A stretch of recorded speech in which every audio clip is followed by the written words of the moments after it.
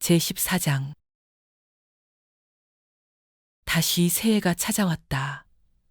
페이지, 캐트, 그리고 한이는 엠바카데로 시립병원 당직실에서 1994년을 맞았다. 밖은 온통 연말연시로 들뜬 분위기였지만 세 사람의 병원 생활은 조금도 변하지 않았다. 다만 환자들 이름만 계속 바뀔 뿐이었다. 페이지는 주차장을 지날 때마다 해리 보우만과 그의 빨간색 페라리 스포츠카가 떠올랐다. 얼마나 많은 사람이 보호만이 판 마약에 중독되어 인생을 망쳤을까? 혼자 생각해 보았다.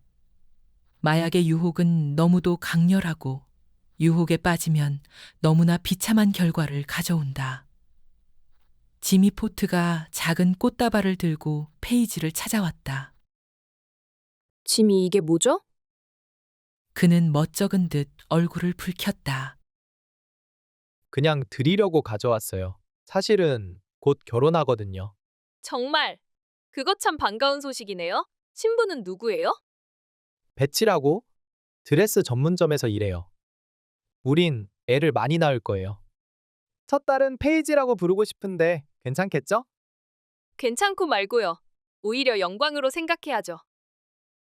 지미는 여전히 멋쩍은 표정이었지만 재담 한마디는 빼놓지 않았다. 환자에게 앞으로 2주일밖에 살 수 없다고 선고한 의사 얘기를 들어봤어요? 환자가 지금 당장 치료비를 낼 돈이 없어요. 하니까 그 의사 말이 좋아요. 2주일 여유를 드릴 테니 그 안에 지불하세요. 했답니다. 지미는 빠른 걸음으로 사라졌다. 페이지는 톰 창이 몹시 걱정스러웠다.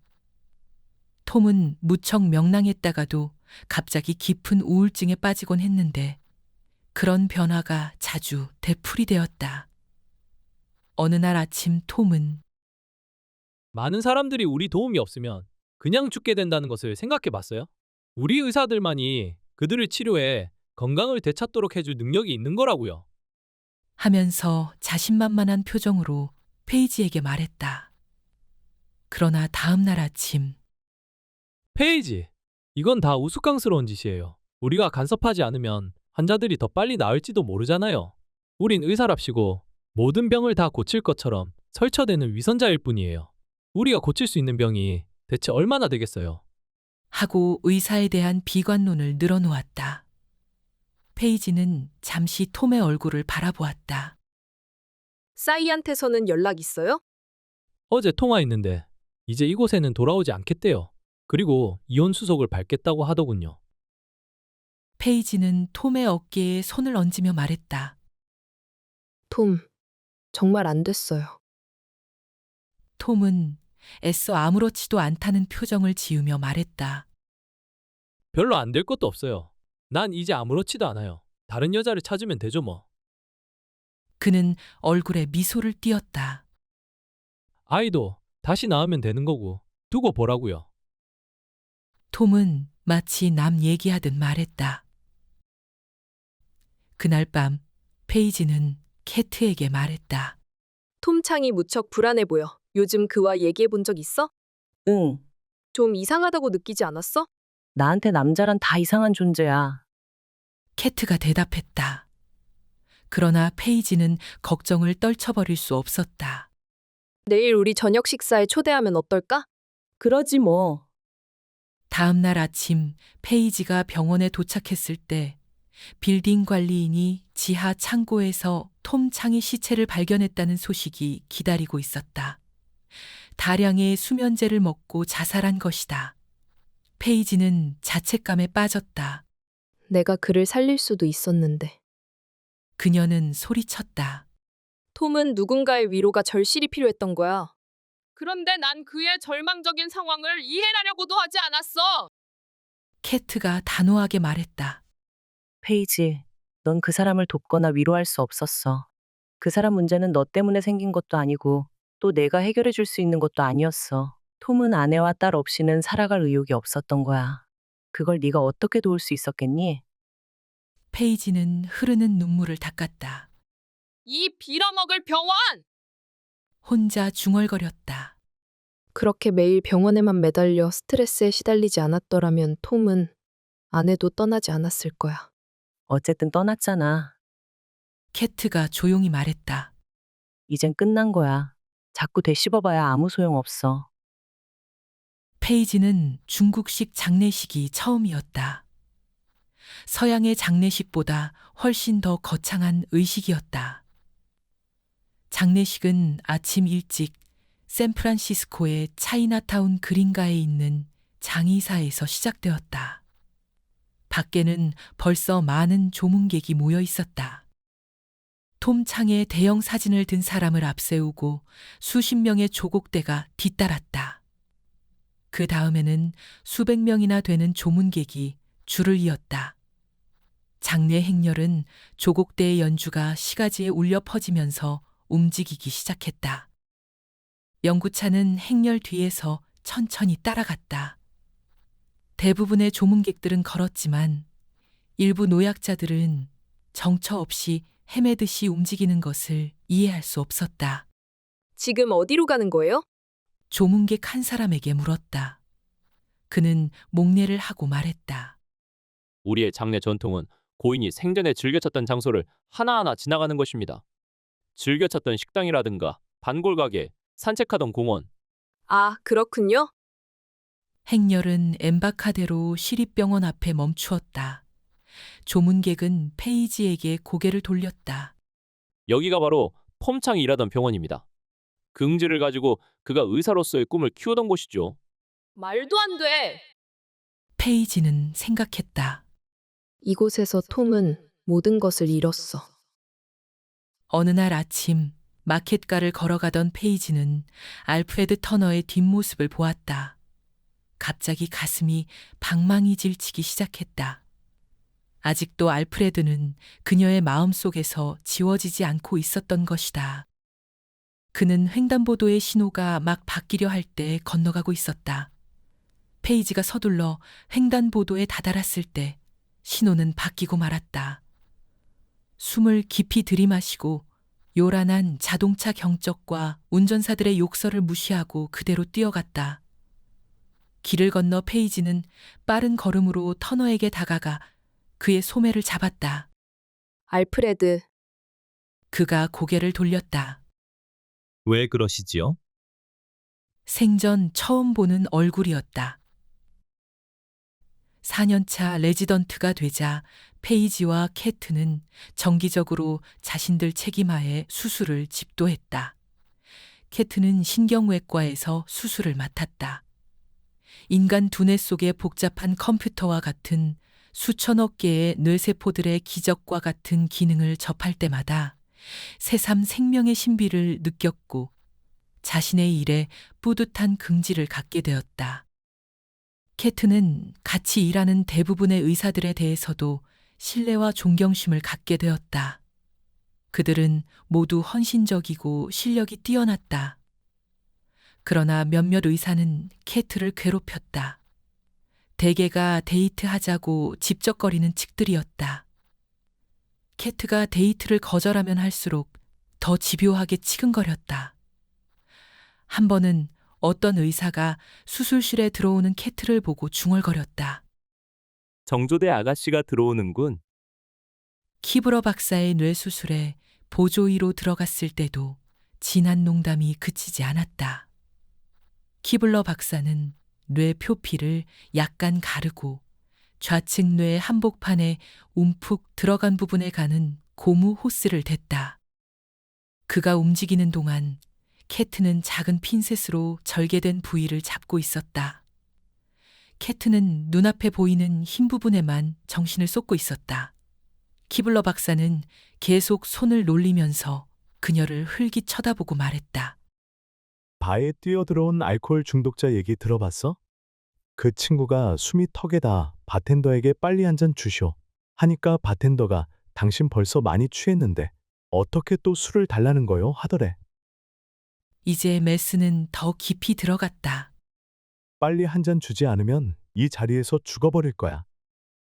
뇌 속의 척수액이 호스로 흐르기 시작했다. 그럼 이렇게 하면 어때? 바텐더가 말했대. 내가 3가지 문제를 해결해야 하는데 당신이 그걸 모두 해결해주면 아예 병째로 주지. 말을 계속하면서 키블러 박사는 뇌 속으로 15cc의 공기를 주입하고 뇌 양쪽과 측면에서 X선 촬영을 했다. 저 구석에 앉은 미식 축구 선수 보이지? 아무래도 저 친구를 내보낼 수가 없어. 우선 저 친구를 좀 쫓아내야겠어. 그리고 내 사무실에 가면 애완용 악어가 있는데 이빨 하나가 많이 상했어. 그런데 그놈이 어떻게 사나운지 손도 댈 수가 없거든. 그걸 빼야 돼. 마지막으로 저기 보이는 여자가 시 보건국 여의사야. 어떻게 해서든지 우리 바 문을 닫게 하려고 노리고 있어. 저 여자를 데리고 자면 모든 게 해결되는 거야. 그땐 병째로 줄게. 간호사가 흡입기를 작동시켜 환부의 고인 피를 제거하기 시작했다.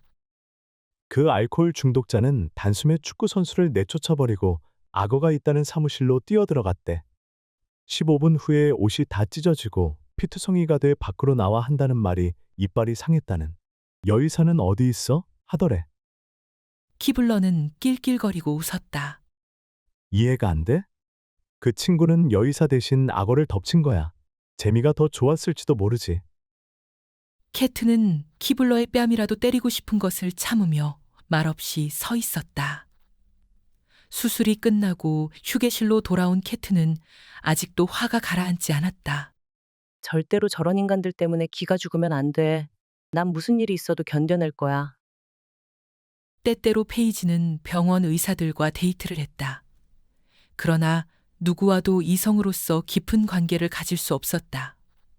알프레드 터너가 남긴 상처가 너무나 컸기 때문에 다시는 사랑에 빠지지 않겠다고 결심했다. 그녀는 하루의 거의 전부를 병원에서 보냈다. 고된 일과였지만 외과 수술을 책임지면서 페이지는 일에 대한 만족감을 얻기 시작했다. 어느 날 아침 외과 과장 조지 앵 글런드 박사가 페이지를 불렀다. 닥터 테일러, 금년부터 전문 분야로 들어가게 됐지요. 심장수술 전공이고. 페이지는 고개를 끄덕였다. 그렇습니다. 좋은 소식이 있어. 바커 박사의 명성을 들어본 적이 있어. 페이지는 깜짝 놀랐다. 로렌스 바커 박사 말입니까? 그래요. 물론이지요. 의학계에서 로렌스 바커 박사를 모르는 사람은 없었다. 그는 심장 수술이로서 세계적인 명성을 가진 사람이었다. 바커 박사가 지난주 사우디아라비아에서 돌아왔어. 그곳 왕의 심장 수술을 집도하고 온 거지. 원래 나하고 친한 친구라서 우리 병원에서 일해달라고 부탁했는데 바커 박사가 일주일에 사흘을 우리 병원에서 무보수로 봉사해주겠다고 약속했어. 정말 믿어지지 않네요. 페이지가 소리쳤다. 난 당신을 바커 박사팀으로 보낼 생각이요. 페이지는 잠시 말을 이을 수 없었다. 전 뭐라고 해야 될지 모르겠어요. 정말 감사합니다. 아마 당신에겐 더할 수 없는 기회가 될 거요. 바커 박사 같은 사람 밑에서는 배울 게 많을 거요. 물론이지요. 정말 고맙습니다. 전 지금 꿈을 꾸는 기분이에요. 내일 아침 6시에 바커 박사의 첫 회진에 참여하도록 해요. 내일이 빨리 왔으면 좋겠어요. 페이지는 기쁜 마음을 말로 다 표현할 수 없었다. 로렌스 바커 박사 같은 명의와 일하게 된 것은 불가능해 보였던 꿈이 실현된 것이나 마찬가지였다. 로렌스 바커 박사 같은 명의라니 멍청하긴. 그와 같은 명의는 한 명밖에 없잖아. 페이지는 로렌스 바커 박사의 사진도 본 적이 없었지만 그의 품위 있는 모습을 머릿속에 그려보았다. 큰 키에 잘생긴 얼굴, 호리호리한 체격, 희끗희끗한 머리칼, 예술가같이 섬세한 손을 가진 따뜻한 성격에 신사다운 풍모가 연상되었다. 이제 로렌스 바커 박사와 같이 일하게 된 거야? 페이지는 생각했다. 수술실에서 절대로 없어서는 안 되는 존재가 되어야지. 그 사람 결혼했을까? 그날 밤 페이지는 로렌스 바커 박사와 정사를 가지는 꿈을 꾸었다. 두 사람은 옷을 벗은 채 수술을 하고 있었다. 수술 도중 바커 박사가 말했다. 지금 당신을 안아주고 싶어. 간호사가 다가와서 환자를 수술대에서 드러냈다. 바커 박사는 페이지를 수술대에 안아 올리고 두 사람은 그 자리에서 뜨거운 정사에 빠져들었다. 페이지는 깨어나는 순간 침대에서 떨어졌다. 다음 날 아침 6시, 페이지는 선임 레지던트 조엘 필립스 외에 여러 레지던트들과 함께 초조한 마음으로 바커 박사를 기다렸다. 잠시 후, 작은 키에 못마땅한 표정의 한 남자가 걸어오는 것이 보였다. 그는 강한 맞바람이 불 때처럼 몸을 앞으로 숙이고 빠르게 걸어왔다. 그는 기다리고 있는 레지던트들에게 말했다. 왜 그렇게 웅성거리고들 있는 거야? 빨리 따라와. 페이지는 너무 뜻밖이라 멍하니 서 있었다. 잠시 후 정신을 차리고 종종 걸음으로 일행을 쫓아갔다. 복도를 걸으며 바커 박사는 내뱉듯 말했다. 당신들은 매일 30명 내지 35명의 환자를 돌봐야 돼. 그러니 환자 한 사람 한 사람에 대해 자세하게 메모해두란 말이야. 알아들었어? 알겠습니다. 모두들 불안한 표정으로 대답했다. 일행은 첫 병동에 다다랐다. 바커 박사는 40대 남자 환자가 누워있는 침대로 다가갔다. 지금까지 내뱉듯 말하며 잔뜩 못마땅한 표정을 짓고 있던 바커 박사의 태도가 순간 일변했다. 그는 환자의 어깨에 손을 얹으며 미소를 지었다. 안녕하세요. 난 닥터 바커입니다. 안녕하세요. 오늘 아침에는 기분이 좀 어떻습니까? 가슴에 통증이 있어요. 바커 박사는 침대 밑에 있던 차트를 훑어보고 선임 레지던트 필립스를 돌아보았다. X선 사진에 이상이 있었나? 아무 변화가 없는데요. 치료가 잘 진행되고 있습니다. 그럼 CBC를 한 번 더 하지. CBC는 혈구 검사를 말함. 필립스는 차트에 메모했다. 바커 박사는 환자의 팔을 잡아주며 다시 미소 지었다. 상태가 아주 좋아요. 일주일 정도만 있으면 퇴원해도 될 것 같아요. 그는 레지던트들에게 고개를 돌리며 말했다. 서둘러. 아직 봐야 될 환자가 많다고. 이런 세상에! 페이지는 속으로 중얼거렸다. 이건 바로 지킬 박사와 하이드 아냐? 다음 환자는 비만형 여자였다. 최근에 인공심장 박동기를 다는 수술을 받았다. 바커 박사는 그녀의 차트를 훑어보았다. 셀비 부인 안녕하세요. 그의 목소리는 아주 부드러웠다. 난 닥터 바커입니다. 도대체 날 여기에 얼마나 더 붙잡아 둘 거예요? 부인이 너무 매력적이어서 계속 붙잡아두고 싶은 심정이군요. 하지만 난 기혼자니 어쩔 수 없겠는데요. 셀비 부인은 농담에 웃음을 감추지 못했다. 선생님 부인이 부럽네요. 바커 박사는 그녀의 차트를 다시 들여다보았다. 내 생각으론 이제 퇴원해도 되겠어요. 정말이세요? 오늘 오후에 다시 와서 퇴원하시도록 조치하지요. 바커 박사는 다시 레지던트들에게 고개를 돌렸다. 서둘러! 레지던트들은 바커 박사를 따라 다음 병실로 들어갔다. 독실 같은 방에는 과테말라에서 온 소년이 누워 있었고 불안한 표정의 부모가 옆에 서 있었다. 안녕. 바커 박사는 부드럽게 말했다. 그는 환자의 차트를 훑어보면서 말을 이었다. 오늘 아침 기분이 어떠니? 아주 좋아요. 소년이 대답했다. 바커 박사가 필립스에게 물었다. 전해질에 이상이 있었나? 없었습니다. 참 좋은 소식이군. 그는 소년의 팔을 다독거렸다. 후안, 조금만 더 참으면 돼. 소년의 어머니가 불안한 표정으로 물었다. 우리 애가 완전히 회복될까요? 바커 박사는 미소를 띠고 말했다. 우리는 후안을 위해 최선을 다하고 있습니다. 감사합니다, 선생님.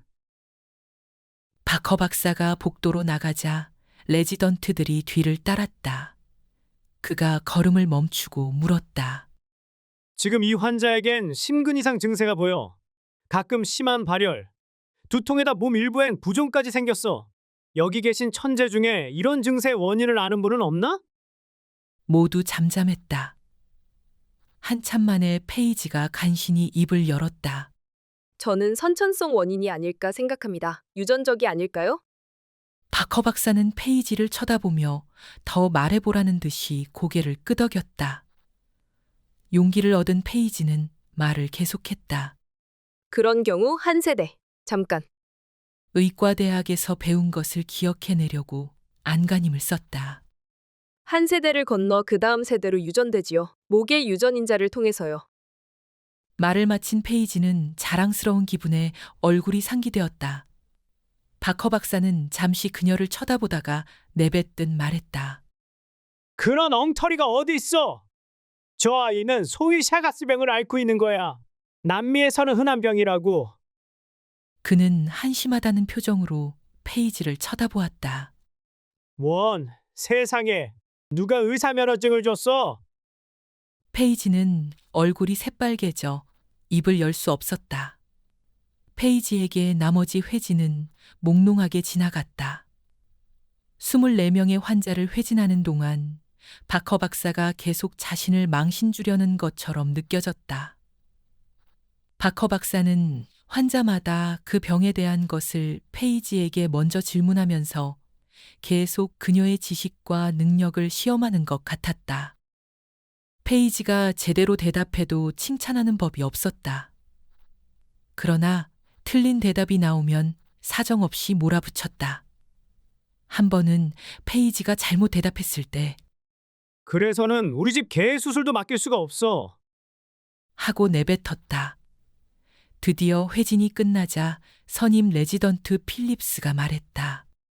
오후 회진은 14시에 시작됩니다. 노트를 준비하고 환자마다 상세하게 메모하세요. 절대로 빠뜨리는 게 있어서는 안 됩니다. 그는 딱하다는 표정으로 페이지를 쳐다보고는 뭔가 말하려다가 그냥 입을 다물고 박허 박사 쪽으로 걸어갔다. 페이지는 생각했다. 저렇게 매몰스러운 인간은 처음 봐. 어떻게 같이 일하지? 다음 날 저녁은 페이지의 당직 근무였다. 계속 쏟아져 들어오는 응급 환자들. 환자 한 사람의 치료가 끝나기도 전에 더 급한 환자가 나타나고 아무리 열심히 뛰어도 응급 상황은 그칠 줄 몰랐다. 새벽 1시가 되어서야 페이지는 간신히 당직실에서 눈을 붙일 수 있었다. 너무 지쳐 골아 떨어졌기 때문에 응급실에 도착하는 앰뷸런스의 요란한 사이렌 소리에도 깨지 않았다. 앰뷸런스 문이 열리고 의식을 잃은 환자가 이동 침대로 옮겨졌다. 의료 보조원 2사람이 침대를 제1응급실로 밀고 들어왔다. 이미 앰뷸런스로부터 무선 연락을 받은 간호사들이 기다리고 있었다. 한 사람은 뛰어가 옮겨지는 환자의 상태를 점검하고 다른 사람들은 응급실 안에서 환자를 맞을 준비에 부산했다. 응급실에 들어온 환자는 즉시 검사대로 옮겨졌다. 환자는 젊은 남자였다. 그러나 얼굴과 온몸이 피투성이가 되어 도저히 누군지 알아볼 수 없었다.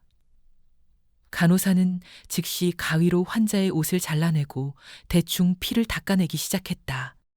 전신에 성한 곳이 없는 것 같아. 출혈이 엄청난데 지혈부터. 맥박이 없는데. 당직 의사가 누구지? 닥터 테일러. 빨리 연락해. 즉시 조치하면 살려낼 수도 있겠어. 페이지는 울려대는 전화벨 소리에 눈을 떴다. 여보세요.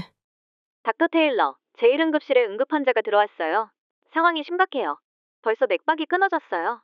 페이지는 벌떡 일어났다. 알았어. 곧 갈게. 시계는 1시 30분을 가리키고 있었다. 페이지는 겨우 몸을 추스르고 일어나 엘리베이터로 향했다. 어떻게 된 거지? 페이지가 물었다. 모터사이클 사고예요. 대형 트럭이 모터사이클을 덮쳤어요. 환자는 헬멧도 안 쓰고 있었어요. 페이지는 의식이 없는 환자에게 다가갔다. 환자의 얼굴을 확인하기도 전에 가슴이 철렁 내려앉았다. 다음 순간 페이지는 정신이 번쩍 들었다. 정맥 주사선을 3군데 열어. 황급히 지시했다. 즉시 산소호흡기를 연결하고 작동시켜 수혈 준비를 하고 혈액은행에 연락해서 혈액 1리터를 보내라 해. 인사과에 전화하면 혈액형을 알 수 있어. 간호사들은 놀란 표정으로 페이지를 쳐다보았다. 아는 사람이에요? 그래, 페이지는 복받치는 감정을 억누르며 간신히 말을 이었다. 이 사람은 지미 포드야. 지미의 머리를 만져보았다. 머리에 상처가 아주 심해. 지금 당장 액선과 단층 촬영을 해봐야겠어. 이 환자는 특별 케이스야. 어떻게든 살려내야 해. 알았어요, 닥터 테일러.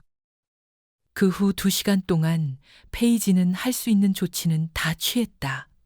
지미는 중태에 빠져 있었다. 두개골에 금이 가고 뇌에 타박상을 입고 팔 위쪽 뼈가 부러지고 전신이 상처투성이었다. 하지만 맥박이 돌아오고 정상적으로 호흡할 수 있을 때까지는 본격적인 치료에 들어갈 수 없었다. 새벽 3시 30분. 페이지는 지금으로서는 해볼 수 있는 데까지는 다 해본 것 같았다. 일단 고비는 넘긴 듯 했다. 지미의 맥박이 점점 빨라지고 호흡도 한결 나아졌다. 의식을 잃은 지미의 얼굴을 들여다보았다. 우린 애를 많이 낳을 거예요. 첫 딸은 페이지라고 부르고 싶은데 괜찮겠죠? 변화가 있으면 곧 알려줘요. 페이지가 간호사에게 말했다. 닥터 테일러, 걱정 마세요. 한 간호사가 말했다. 우리가 돌볼게요. 페이지는 지친 몸을 이끌고 당직실로 돌아왔다. 몸은 천근같이 무거웠지만 지미 걱정 때문에 잠이 오지 않았다. 잠시 후 다시 전화벨이 울렸다. 수화기를 드는 것도 힘이 들었다. 여보세요. 닥터 테일러, 3층 병동으로 급히 와주셔야겠어요. 바커 박사님의 환자가 심장마비를 일으키는 것 같아요. 알았어. 페이지가 말했다. 하필 로렌스 바커의 환자야. 페이지는 한숨을 쉬면서 몸을 일으켰다. 세면대에서 얼굴에 찬물을 끼얹고 3층으로 달려갔다. 간호사 한 사람이 입원실 입구에서 기다리고 있었다. 환자는 헌즈 부인이에요. 또 심장마비가 온 것 같아요. 페이지는 고개를 끄덕이며 병실로 들어갔다. 헌즈 부인은 50대였다. 얼굴엔 아직도 젊은 시절의 아름다움이 남아 있었지만 몸은 비만증으로 불어나 있었다. 그녀는 가슴을 움켜쥐고 신음소리를 내고 있었다.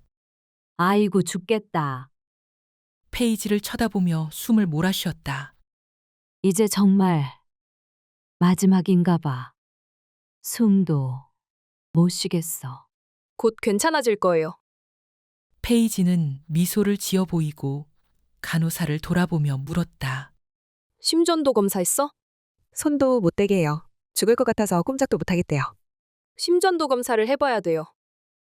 페이지가 헌즈 부인에게 말했다. 안 돼. 난 죽고 싶지 않아. 제발 날 건드리지 마. 페이지는 할 수 없이 간호사에게 말했다. 바커 박사님께 즉시 연락해. 지금 좀 오셔야겠다고 말씀드려. 간호사는 서둘러 나갔다. 페이지는 청진기를 헌즈 부인의 가슴에 대어보았다. 심장 박동은 정상이었지만 그것만으로는 안심할 수 없었다.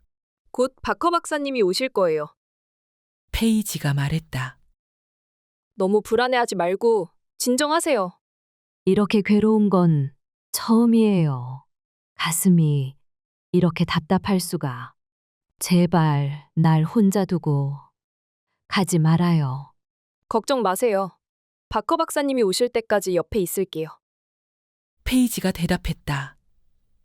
로렌스 바커 박사를 기다리면서 페이지는 중환자실에 전화했다. 지미 포드는 아직 의식이 회복되지 않았고 상태에는 별다른 변화가 없었다. 30분쯤 지나 바커 박사가 나타났다. 급히 옷을 입은 흔적이 역력했다. 어떻게 된 거야? 페이지가 대답했다. 심장마비가 온 것 같아요. 바커 박사는 침대에 다가서면서 물었다. 심전도 검사는? 환자가 몸에 손도 못 대게 해서 할 수 없었습니다. 맥박은? 정상입니다. 열도 없고요. 바커 박사는 헌즈 부인의 등에 청진기를 갖다 대었다. 숨을 크게 들이쉬세요. 헌즈 부인은 숨을 들이쉬었다. 한 번 더. 다시 한번 숨을 크게 들이쉰 헌즈 부인은 큰 소리로 트림까지 했다. 이런, 죄송해요. 그녀의 얼굴이 갑자기 밝아졌다. 트림 한번 하니까 가슴이 시원해지네요. 바커 박사는 잠시 그녀를 쳐다보다가 물었다. 헌즈 부인, 저녁 식사로 뭘 드셨습니까? 햄버거를 먹었어요. 햄버거? 그뿐이에요? 햄버거 하나만? 2개 먹었어요. 그리고 뭘 더 드셨죠? 같이 나오는 거 있잖아요. 볶은 양파에 감자 튀긴 것. 음료수는요? 초콜릿 밀크세이크를 마셨어요. 바커 박사는 환자를 내려다보며 웃는 얼굴로 말했다. 부인의 심장은 걱정할 게 없습니다. 부인의 식욕이 걱정이지요. 그는 페이지에게 고개를 돌렸다. 지금 헌즈 부인은 과식 때문에 소화불량이 된 거야. 닥터 테일러, 밖에 나가서 얘기 좀 하자고. 두 사람이 복도에 나오자 바커 박사의 표정이 험악하게 바뀌었다. 대체 의과대학에서 뭘 배운 거야? 그래. 심장마비와 소화불량도 가려내지 못한단 말이야? 제 생각으로는 생각은 무슨 생각? 생각하는 사람이 소화불량을 심장마비로 판단해? 다시 한번 이런 일로 한밤중에 나를 깨우면 가만두지 않겠어.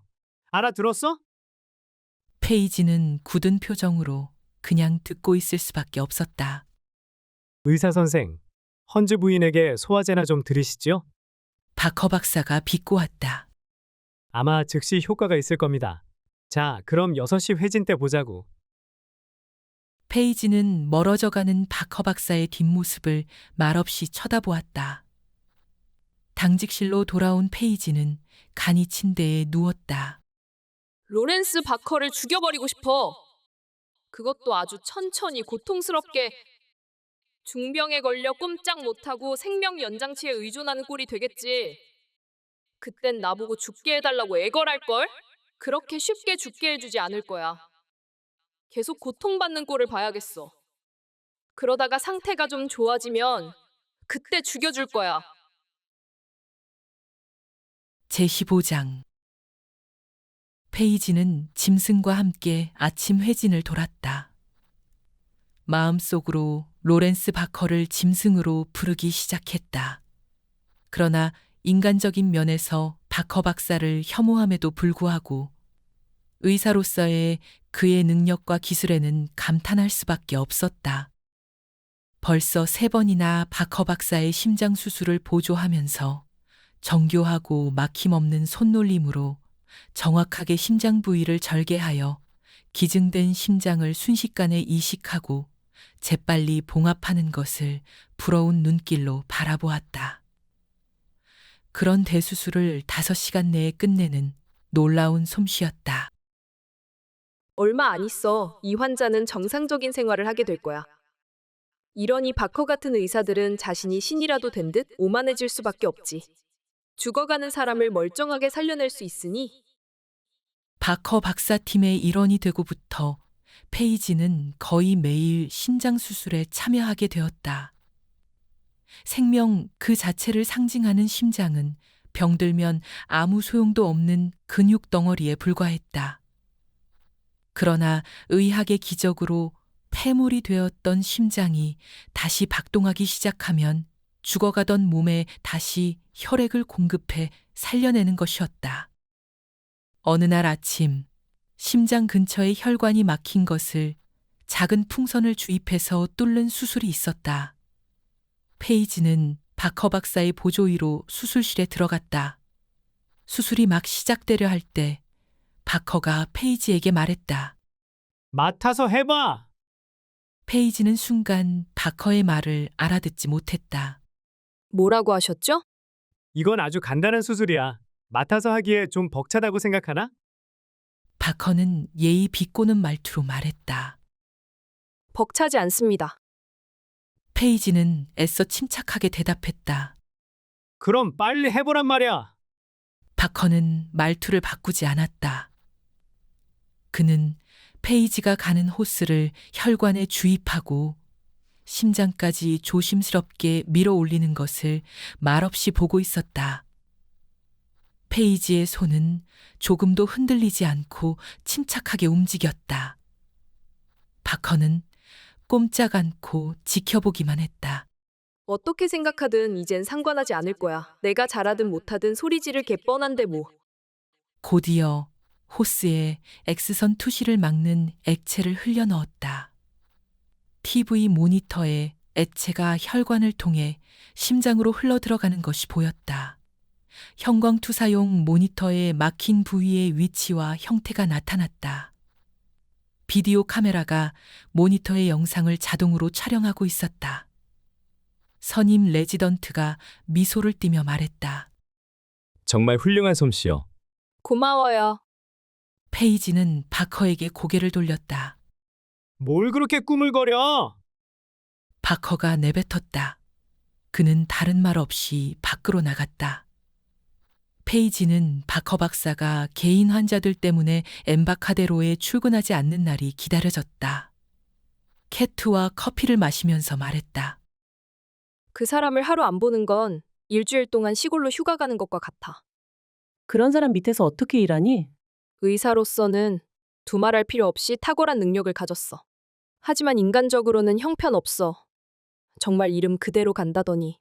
버커 박사는 그렇게 소리 질러대다가는 언젠가 뇌출혈로 쓰러지거나 심장마비를 일으킬 거야. 형편없는 인간들 때문에 고생하는 건 나도 마찬가지야. 내 주변에도 하나 둘이 아니야. 캐트가 웃으며 말했다. 그들은 자기들을 조물주가 여성에게 보내준 특별한 선물인 양 착각하고 있어. 정말 남자 없는 세상이 있으면 얼마나 좋을까? 페이지는 캐트를 다시 쳐다보았지만 입을 열지 않았다. 두 사람은 지미 포드의 병실로 찾아갔다. 지미의 병세는 변화가 없었다. 아직 의식도 돌아오지 않는 상태라 그냥 나올 수밖에 없었다. 캐트가 한숨을 쉬며 말했다. 빌어먹을 꼭 착한 사람만 이렇게 당한다니까 너무 불공평하잖아. 글쎄 말이야. 살아날 수 있을까? 페이지는 잠시 주저하다가 말을 이었다. 할 수 있는 데까지는 다 했어. 이젠 하느님 손에 달린 거야. 정말 웃긴다. 우린 환자의 생명이 우리 손에 달려있다고 생각했잖아. 다음 날 오후 페이지의 책임하에 오후 회진을 막 시작하려는데 선임 레지던트인 카플란이 다가왔다. 닥터 테일러, 오늘은 재수 좋은 날인 모양이요. 카플란이 싱글거리며 말했다. 회진에 신참 의과대학생을 데리고 다니게 됐어. 그래요?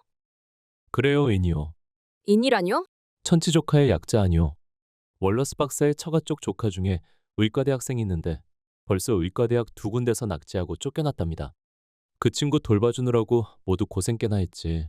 오늘은 닥터 테일러 차례요. 페이지는 자신도 모르게 신음소리가 나왔다.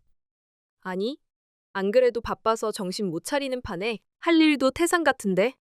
이건 선택의 여지가 없는 일이에요. 그 친구 잘 돌봐주면 월러스 박사가 고마워할 거요. 말을 마치고 카플란은 돌아섰다. 페이지는 한숨을 쉬고 나서 회진이 시작되기를 기다리는 레지던트들에게 다가갔다. 그 애는 어디 있지? 시계를 들여다보았다. 회진 시작 시간이 벌써 3분이나 지났다. 1분만 더 기다려줄 거야. 그래도 안 나타나면 할 수 없지. 그때 큰 키에 호리호리한 체격의 남자가 복도를 뛰어오고 있었다. 아이엔이 틀림없었다. 그는 헐떡거리며 페이지에게 다가와서 말했다. 늦어서 미안합니다. 월러스 박사가 닥터 테일러를. 어떻게 회진 시간에 늦을 수 있어요? 페이지가 쏘아붙였다. 정말 미안합니다. 사실은 오다가 변명은 필요 없어요. 이름이 뭐죠? 제이슨 커티스입니다. 그는 양복 차림이었다. 왜 가운을 안 입었죠? 가운이라뇨? 회진할 때 가운을 입어야 된다는 것을 아직도 몰라요? 그는 당황한 표정이었다. 글쎄, 난 잘. 페이지가 짜증스럽게 말했다. 빨리 간호원장실로 가서 가운을 달라고 해요. 그리고 노트도 없잖아요? 없어요. 이건 천치 조카보다 더 심하잖아. 빨리 준비하고 제1병동으로 와요. 이봐요, 난 빨리 하라는 대로 해요. 페이지는 다른 레지던트들을 데리고 제1병동으로 향했다. 제이슨 커티스는 그들의 뒷모습을 멍하니 쳐다보고 있었다. 일행이 벌써 3번째 환자를 진찰하고 있을 때 제이슨 커티스가 가운을 입고 나타났다. 페이지가 레지던트들에게 한참 설명하는 중이었다. 심장 종양은 드물기는 하지만 심장 내부에도 생깁니다. 대부분의 경우 종양은 심장 자체보다는 관련 부위에 생기죠. 페이지는 제이슨 커티스에게 고개를 돌렸다. 심장 종양의 3가지 유형이 뭔지 알아요? 제이슨은 당황한 표정으로 페이지를 쳐다보았다. 글쎄, 그건 잘 모르겠는데요. 알 리가 없지. 심장 외막 종양, 심근 종양, 그리고 심장 내막 종양이에요. 페이지가 설명했다. 제이슨은 페이지를 쳐다보며 미소 지었다. 그거 정말 흥미로운데요. 이런 세상에. 페이지는 속으로 말했다. 월러스 박사의 조카건, 누구의 아들이건 상관없어. 이런 친구는 데리고 다닐 수 없어. 일행은 다음 환자에게 걸음을 옮겼다. 그 환자의 진찰이 끝나자 페이지는 일행을 복도로 데리고 나와 환자가 듣지 못할 장소에서 말했다. 이 환자는 갑상선 기능에 이상이 생기고 열이 오르면서 맥박이 급격히 떨어졌습니다. 수술 후에 생긴 증상이지요. 그리고는 제이슨 커티스에게 물었다. 이런 경우 어떻게 치료해야 되는지 말해봐요. 그는 잠시 머뭇거리다가 마지못해 입을 열었다. 따뜻한 마음으로 조심스럽게? 페이지는 소리 지르고 싶은 것을 간신히 참았다. 당신은 이 환자의 어머니가 아니잖아요. 담당 의사란 말이에요. 우선 정맥 주사를 계속 놓아 탈수 증상을 막아야 해요. 그리고 갑상선 기능을 정상화시키는 약과 요드를 투여해야 돼요. 혹시 경기가 일어날지 모르니까 진정제도 빠뜨리면 안 되고요. 제이슨이 고개를 끄덕이며 말했다. 그렇게 하면 되겠네요. 그렇게 회진이 계속되었다. 드디어 회진이 끝나자 페이지는 제이슨을 따로 불렀다. 좀 솔직하게 말해도 괜찮겠어요? 괜찮고 말고요. 제이슨은 웃는 얼굴로 대답했다. 솔직한 말을 듣고 싶군요. 다른 직업을 찾아보는 게 좋겠어요. 제이슨은 얼굴을 찌푸리며 물었다. 의사로서의 자질이 안 보인다는 말입니까? 솔직히 말해서 전혀 없어요. 병원 일을 즐겁게 느끼는 것 같지도 않던데요? 사실 그렇지 못해요. 그럼 왜 시작했죠? 솔직히 말하면 내 뜻이 아니고 억지로 이렇게 된 겁니다.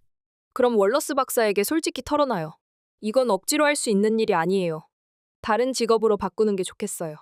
그렇게 말해주니 정말 고맙습니다. 제이슨이 진지한 표정으로 말했다. 그 얘기를 좀 더 해보고 싶은데요. 오늘 저녁 약속이 없으시면 식사라도 하면서. 더 이상 말할 게 없어요. 페이지는 단호하게 말을 끊었다. 월러스 박사가 삼촌 된다면서요? 그분께 바로 그 순간 월러스 박사가 나타났다. 아, 제이슨, 그가 말했다. 한참 찾았다. 그는 페이지에게 고개를 돌렸다. 새삼스럽게 내가 서로를 소개할 필요는 없겠지. 벌써 인사했어요. 페이지는 얼굴을 찌푸린 채 말했다. 잘 됐군. 제이슨은 우리 병원에 새로 짓는 병동 설계를 맡았어. 아주 유능한 건축 설계사지. 페이지는 입이 떨어지지 않았다. 건축 설계사라고요? 그렇소. 그런 얘기를 안 했어? 페이지는 얼굴이 화끈 달아올랐다. 회진할 때 가운을 입어야 된다는 것을 아직도 몰라요? 다른 직업을 찾아보는 게 좋겠어요. 솔직히 말하면 내 뜻이 아니고 억지로 이렇게 된 겁니다. 억지 부린 건 나야. 페이지는 쥐구멍이라도 찾아 들어가고 싶은 심정이었다. 자신은 완벽하게 바보짓을 한 것이다. 제이슨에게 물었다. 왜 의사가 아니라고 말하지 않았어요? 그는 재미있다는 표정으로 페이지를 쳐다보았다. 글쎄 말할 기회를 주지 않았잖아요. 무슨 기회를 안 줬다는 거지? 월러스 박사가 끼어들었다. 저는 이만 실례하겠습니다. 페이지가 굳은 표정으로 말했다. 오늘 저녁 식사는 어떻게 할 겁니까? 제이슨이 물었다. 난 저녁 식사하러 나갈 시간 없어요. 페이지는 그 자리를 떠났다. 제이슨은 페이지의 뒷모습을 바라보면서 고개를 저었다. 정말 대단한 여자야. 맞아. 아주 유능한 의사지. 자, 그럼 내 사무실로 가서 새 병동 설계 얘기를 해볼까? 그러죠. 제이슨이 대답했다. 그러나 마음속에서 페이지의 생각을 떨쳐버릴 수 없었다. 어느덧 7월이 되었다. 미국 내 어느 병원에서나 7월이면 전문의가 되려는 레지던트를 맞아들였고 엠바카데로 시립병원도 예외가 아니었다. 신참 레지던트들이 들어올 때 가장 많은 관심을 보이는 것은 여간호사들이었다. 그들 대부분이 신참 레지던트 중에서 애인이나 남편감이 생기기를 은근히 기대하면서 그들의 얼굴만 보고 우선권을 선언하기도 하고 그 때문에 다투기도 했다. 금년 신참 레지던트들이 소개되었을 때는 모든 여간호사의 눈길이 한 사람에게로 쏠렸다. 닥터 케네스 말로리였다. 케네스 말로리가 워싱턴의 의리의리한 개인 병원에서 샌프란시스코의 엠바카데로 시립병원으로 옮긴 정확한 이유를 아는 사람은 아무도 없었다. 그는 벌써 5년차 레지던트였으며 일반 외과 전문의를 지망하고 있었다. 그가 워싱턴에서 국회의원 부인과 스캔들을 일으켜 급히 샌프란시스코로 떠나왔다는 말도 있었고 여간호사 한 사람이 그에게 실현당해서 자살했기 때문에 할 수 없이 그만두었다는 소문도 있었다. 어찌됐든 케네스 말로리는 모든 간호사들이 처음 보는 미남이었다. 큰 키에 운동선수 같은 균형 잡힌 체격, 곱슬거리는 금발머리, 그리고 유명 배우보다 더 매력적인 얼굴은 당장 음악에 데뷔시켜도 단연 돋보일 정도였다. 말로리는 새로운 환경에 빠른 속도로 적응했다. 불과 며칠 지나지 않아 엠바카데로에서 오랫동안 근무한 사람처럼 익숙해졌다. 성격도 아주 사교적이어서 처음부터 수많은 간호사들이 그의 관심을 끌려고 경쟁을 벌였다. 거의 매일 밤 다른 레지던트들은 말로리가 새로운 여간호사와 비어있는 휴게실로 들어가는 것을 보았다. 얼마 되지 않아 그의 정력과 여자를 매료시키는 힘은 병원 내에서 소문이 자자해졌다.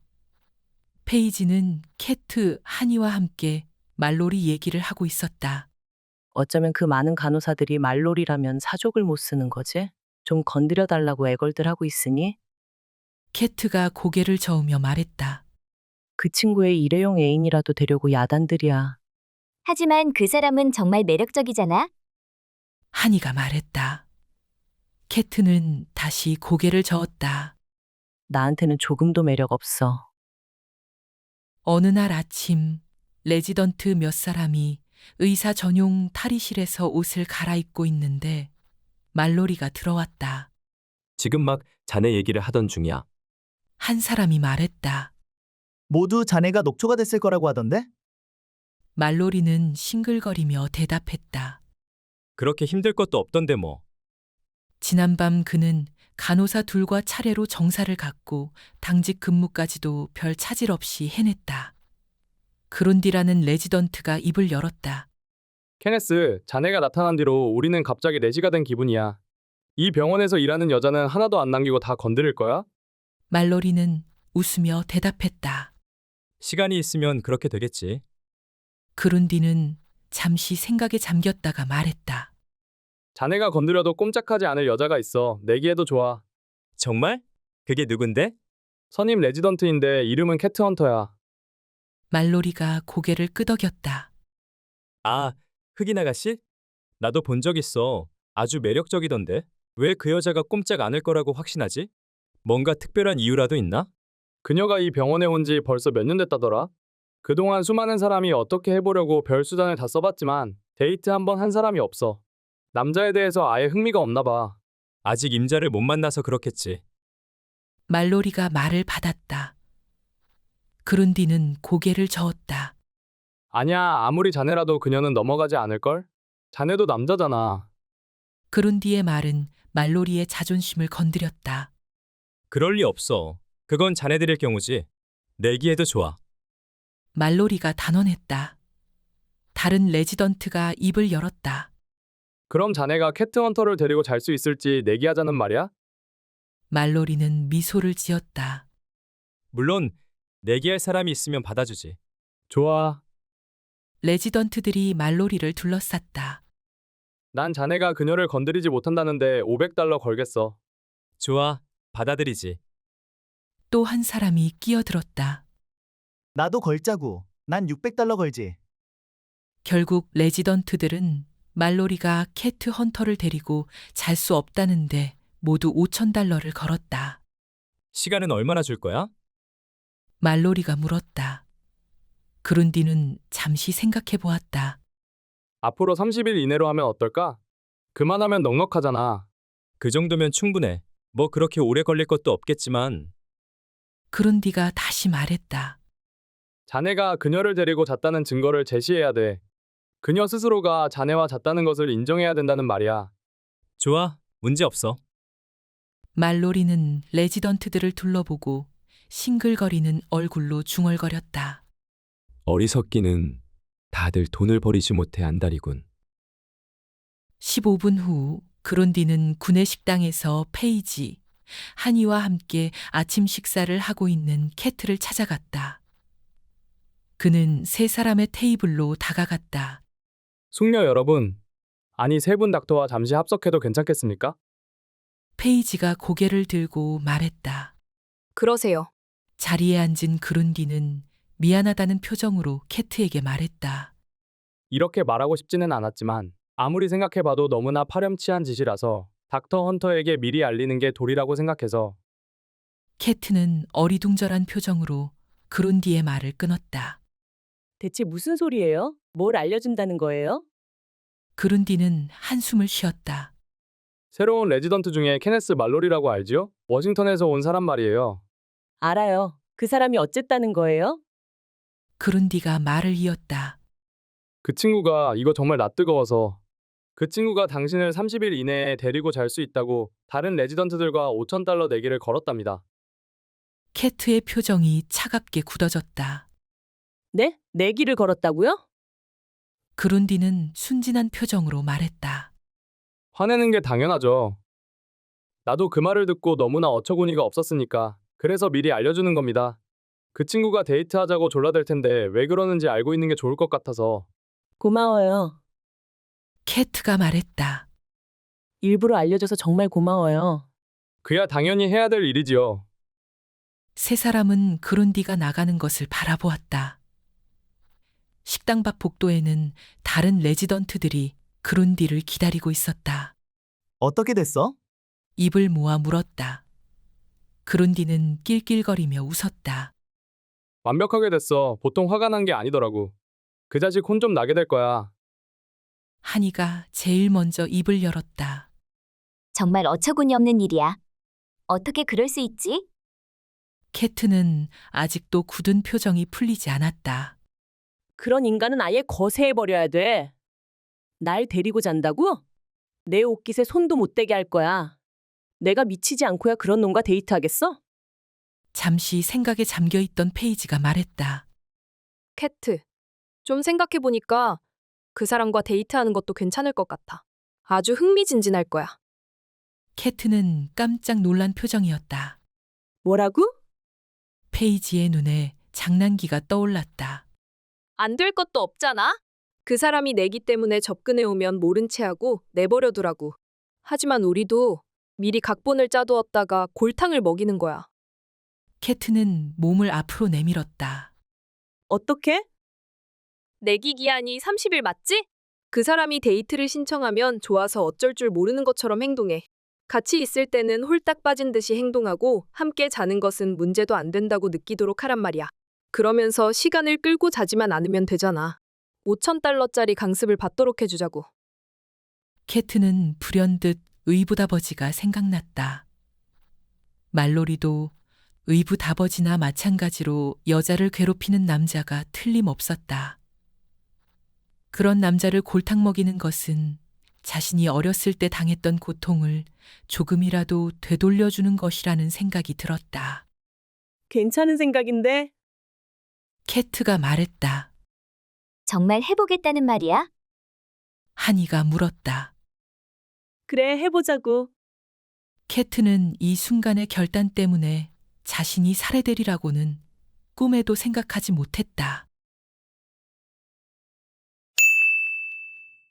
반지는 작지만 그 의미는 결코 작지 않습니다. 평생을 함께할 반지, 제대로 알고 선택하는 게 중요합니다. 화면 우측 상단의 동영상 버튼을 클릭하시면 반지 선택 시 어떤 내용을 고려해야 하는지 알 수 있습니다.